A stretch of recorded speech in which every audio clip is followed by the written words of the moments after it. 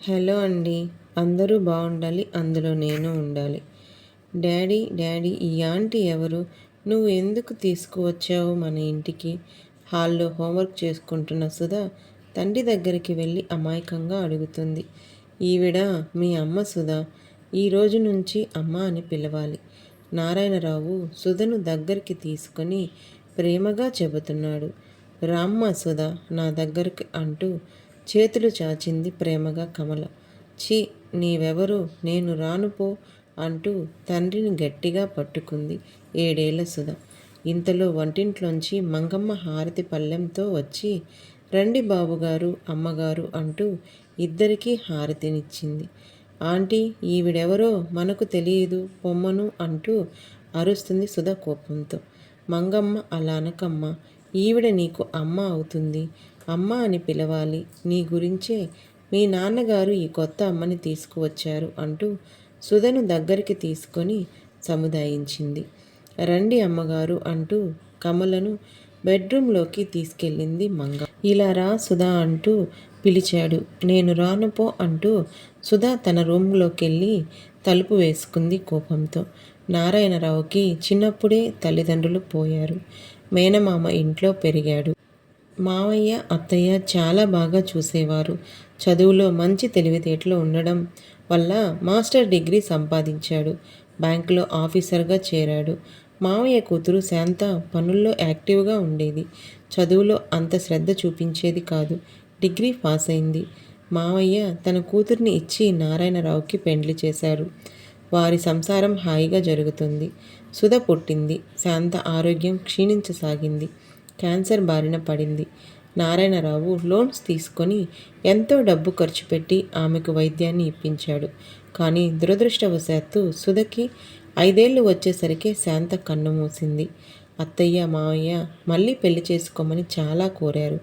నారాయణరావుకి ఇష్టం లేదు. కొత్తగా వచ్చిన ఆ పిల్ల తన కూతుర్ని సరిగ్గా చూస్తుందో లేదో అన్న భయం. అందుకనే తనకు దూరపు బంధువు మంగమ్మను తెచ్చి పెట్టుకున్నాడు. ఆమెకు ఎవరూ లేరు. 50 ఏళ్ళు ఉంటాయి. పిల్లను చూస్తుంది, వంట వండుతుంది, ఇల్లంతా చూసుకుంటుంది. అప్పుడప్పుడు సుధా అమ్మ కావాలని ఏడ్చేది. ఇప్పుడు పెద్దయిన తర్వాత కాస్త జ్ఞానం వచ్చింది. మీ అమ్మ భగవంతుడి దగ్గరికి వెళ్ళిపోయింది, మళ్ళీ రాదు అని చెప్తుంటే అర్థం చేసుకుంది. మంగమ్మను ఆంటీ అని పిలుస్తుంది. చెప్పినట్లు బుద్ధిగా ఉంటుంది. బాగా చదువుకుంటుంది. నారాయణరావుకి ఏమీ ప్రాబ్లం లేదు. ఆఫీస్లో కమల అనే ఆవిడ ఎప్పటినుంచో పనిచేస్తుంది. ఆమె తండ్రికి తక్కువ జీతం. 2 చెల్లెళ్ళకి చదువు చెప్పించి పెళ్ళిళ్ళు చేసింది. కుటుంబ బాధ్యతల్లో తండ్రికి సహాయంగా ఉండేది. ఇప్పుడు ఆమె తల్లిదండ్రులు పెళ్లి చేసుకోమని బాగా పోరు పెడుతున్నారు. నీకు నచ్చిన వాడిని చేసుకో. మేము పెద్దవాళ్ళం అయిపోయాము. ఎప్పుడో మేము కన్ను మూస్తే నీకు తోడు నీడ ఉండాలి కదా అంటారు తల్లిదండ్రులు. చెల్లెళ్ళు కూడా చెప్పారు, అక్క పెళ్లి చేసుకో, తల్లిదండ్రుల బాధ్యత మేము కూడా చూస్తాము. ఇప్పటికైనా నీవు ఫ్రీ అవ్వు. అన్ని బాధ్యతలు కొడుకులా నెరవేర్చావు కదా. మా సంసారాలలో మేము హాయిగా ఉన్నాము. నువ్వు ఒక ఇంటి దానివైతే మాకు సంతోషం. ఆమెను ఆఫీస్లో అందరూ గౌరవంగా చూసేవారు. ఆఫీస్లో పనిచేసే నారాయణరావు స్నేహితుడు రవి. ఒకసారి నీవు ఆమెను పెళ్లి చేసుకోవచ్చు కదా. ఆమెకు కూడా ఇప్పుడు బాధ్యతలు తీరిపోయాయి. నీవు ఎంతకాలం ఒంటరిగా ఉంటావు? ఆడపిల్లకు పెళ్లి చేసి పంపిస్తే నువ్వు ఒంటరి వాడివైపోతావు. ఆమె కూడా అదే పరిస్థితిలో ఉంది కదా. ఆమెను నువ్వు చేసుకో అంటూ సలహా ఇచ్చాడు. ఇద్దరితోనూ మాట్లాడి ఒప్పించాడు. ఒక శుభముహూర్తాన రిజిస్టర్ ఆఫీస్లో వెళ్ళి ఇద్దరూ పెళ్లి చేసుకున్నారు. ఇప్పటి నుంచి మొదలైంది గొడవ. సుధకు కమలంటే ఏమాత్రం ఇష్టం లేదు. తన తల్లి స్థానంలో ఆమె ఉందని మనసులో చాలా ఈర్ష్యగా ఉండేది. కమల సుధను ఎంతో ప్రేమగా చూస్తూ ఉండేది. మంచి మంచి డ్రెస్సులు కొని తెచ్చేది. నీవు తెచ్చినవి నాకు నచ్చదు, నీవంటే నాకు ఇష్టం లేదు, నాకు వద్దుపో అంటూ మొహం మీదే గిరవాటు పెట్టేది. అన్నము పెడతాను రా అమ్మా అంటే నువ్వు పెట్టొద్దు, నాకు ఆంటీయే పెట్టాలి, నీ చేతి వంట నాకు ఇష్టం లేదు అంటూ కోపంగా వెళ్ళిపోయేది. నారాయణరావు సందిగ్ధంలో పడ్డాడు. జీవితం కొంతకాలం ప్రశాంతంగా నడుస్తుందనుకుంటే సుధ ఇట్లా ప్రవర్తిస్తుందని అనుకోలేదు. అనవసరంగా కమలని ఈ రొంపులోకి దింపాడు అనుకుని బాధపడ్డాడు. పర్వాలేదండి, చిన్నపిల్లలు అలాగే ప్రవర్తిస్తారు. తల్లి లేని లోటు మనము తీర్చలేము కదా అంటూ అతనిని సముదాయిస్తుంది. ఎన్ని విధాలుగా తన దగ్గరకు తీసుకుందామన్నా సుధ మనసులో కమల పట్ల ఈర్ష్యాభావం తొలగిపోలేదు. బీటెక్ చదివిన తర్వాత మంచి కంపెనీలో జాబ్ సెలక్షన్ దొరికింది. ఆఫీస్లో పనిచేసే కిరణ్తో ప్రేమలో పడింది సుధ. ఇరు కుటుంబాల వాళ్ళకి సంబంధం నచ్చింది. పెండ్లి శుభలేఖల వరకు వచ్చింది. పెళ్లి శుభలేఖలు మీద అడ్రస్సులు రాస్తూ పోస్ట్లో వేయాలి. కమల, నారాయణరావు ఇద్దరూ అడ్రస్సులు రాస్తున్నారు. నీవేమీ రాయవద్దు, నువ్వేమీ మా అమ్మవి కాదు అంటూ సుధ కోపంగా వచ్చింది అక్కడికి. వెంటనే మంగమ్మ అట్లా అనకూడదు అమ్మ, ఆమె మీ పిన్ని. నీ పెళ్ళి అంటే చూసావా పిన్నికి ఎంత సంతోషంగా ఉందో.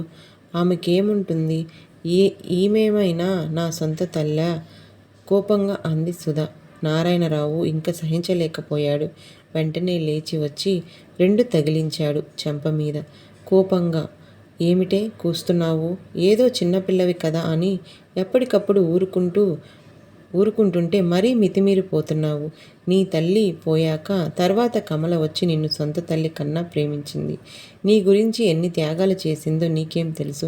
మీ అమ్మ వైద్యానికి నేను అప్పుల్లో మునిగి ఉన్నాను. అవన్నీ తీర్చుకోవడానికి ఎన్నో సంవత్సరాలు పట్టింది. కమల వచ్చి నాకు అన్ని విధాలుగా సహాయపడింది. ఈరోజు నీ పెళ్ళి ఇంత వైభవంగా 15 లక్షలు ఖర్చు పెట్టి చేస్తున్నామంటే అదంతా మీ పిన్ని చలివే. తాను దాచిన డబ్బులంతా నీ పెళ్ళికి ఖర్చు పెడుతుంది. నీకేం తెలుసు ఆమె త్యాగగుణం? నాకు పిల్లలు వద్దండి. ఒకవేళ నాకు పిల్లలు పుడితే నేను సుధని సరిగ్గా చూడలేనేమో. సుధనే నేను కన్న కూతురిలా అనుకుంటున్నాను. నా మనసు మారకుండా నేను పిల్లల్ని కనను అని చెప్పింది. ఒక తల్లి కన్న పిల్లని మరో చేతిలోకి తీసుకొని కన్న తల్లి కన్నా ఎక్కువగా నిన్ను చూసుకుంది. ఈ రోజున నీకు నచ్చిన వాడితో పెళ్లి చేస్తుంది అంటే అదంతా కమల చలువే. వాళ్ళు చాలా కట్న కానుకలు అడిగారు. సుధకి ఇష్టమైన పెళ్లి చేయండి, డబ్బు ఖర్చైనా పర్వాలేదు. తన బ్యాంక్ అకౌంట్ అంతా ఖాళీ చేసి నీ పెళ్లికి ఇచ్చింది. పెద్ద వయసు వచ్చే కొలది తెలుసుకుంటావని అనుకున్నాను, ఇంత మూర్ఖంగా ప్రవర్తిస్తావని అనుకోలేదు అంటూ నారాయణరావు కోపంగా అరిచాడు. అయ్యో, కోపం తెచ్చుకోకండి, చిన్నపిల్ల, దానికి ఇవన్నీ తెలియదు అంటుంది కమల. సుధకు తల తిరిగిపోయింది. తండ్రి చెప్తున్న మాటలన్నీ విని అయ్యో, తాను ఎంత మూర్ఖురాలిని, పిన్ని అంత మంచిదాన్ని పట్టుకొని తను ఎప్పుడూ ఏడిపించేది అన్నీ వెంటనే కళ్ళ వెంట నీళ్లు వచ్చాయి. అమ్మా, నన్ను క్షమించు అంటూ కమల కాళ్ళ మీద పడింది సుధ. కమలకు కన్నీళ్ల పర్యంతమయ్యాయి. సుధను కౌగిలించుకొని పర్వాలేదు సుధ, ఇప్పటికైనా నువ్వు తల్లి ప్రేమను అర్థం చేసుకుంటే నాకు అదే చాలు అంటూ కమల కూడా కన్నీళ్లు పెట్టుకుంది.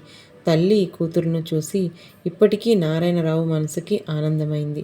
అమ్మ సుధా, ఆడదాని మనసు ఎప్పుడూ ప్రేమతో నిండిపోయి ఉంటుంది. కంటేనే పిల్ల కాదు, పెంచిన వారి మీద కూడా అంతే ప్రేమ, మమకారం ఉంటుంది. ప్రతి ఆడదాని మనసులోనూ తల్లి ప్రేమ నిండి ఉంటుంది. ఒక్కసారి ఎవరినైనా అమ్మ అని పిలిచామా ఆమె మనసులో ప్రేమ ఉప్పొంగిపోతుంది తల్లిలాగా. మీ పిన్ని ఎన్ని త్యాగాలు చేసిందో నీకు అర్థమైందా అంది మంగమ్మ. ఇప్పటికీ సుధా తల్లి ప్రేమ అర్థమైంది. ఈ స్టోరీ మీకు నచ్చినట్లయితే ప్లీజ్ లైక్, షేర్, సబ్స్క్రైబ్ చేసుకోండి.